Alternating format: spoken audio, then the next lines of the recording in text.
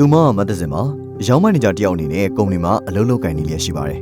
။ရောင်းမန်နေဂျာဖြစ်တဲ့အတွက်ကြောင့်သူမဟာအလုပ်ကိစ္စများနဲ့ပတ်သက်ပြီးနိုင်ငံအနှံ့ခီးထွက်ရပါတယ်။ဒီလိုမျိုးခီးထွက်နေရင်လေခီးစဉ်တစ်ခုမှာမတ်တစင်ဟာလေစီးချိန်လေးထန်တာမျိုးကြုံတွေ့ခဲ့ရပါတယ်။အဲ့ဒီအချိန်မှာသူမဟာလုံခြုံရေးကိုစိုးရိမ်လာပြီးနေမတီးတံမြတာဖြစ်ရတဲ့အထိထိတ်လန့်သွားပါတယ်။မိဘတွေကိုစောင့်ရှောက်ပေးနေရတဲ့တူဒီသောသမီးဖြစ်တာကြောင့်မတ်တစင်ဟာသူမခီးသွားနေစဉ်အတွင်းမတော်တဆတစ်ခုခုသာကြုံတွေ့လာခဲ့ပြီဆိုပြီးမိဘတွေရဲ့ငွေကြီးပိုင်းဆိုင်ရာလုံခြုံမှုကိုစတင်စိုးရိမ်လာခဲ့ပါတယ်။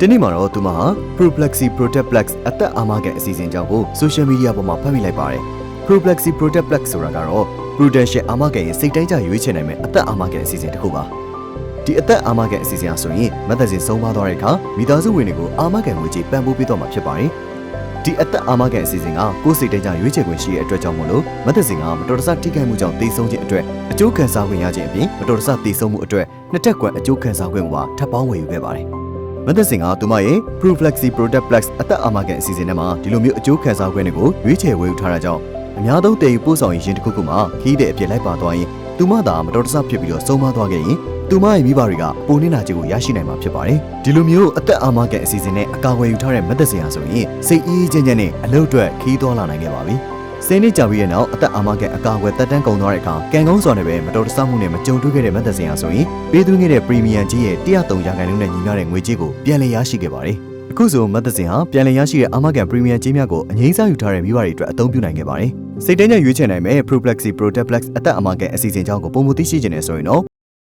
အသွေးစုံစမ်းမိနိုင်ပါတယ်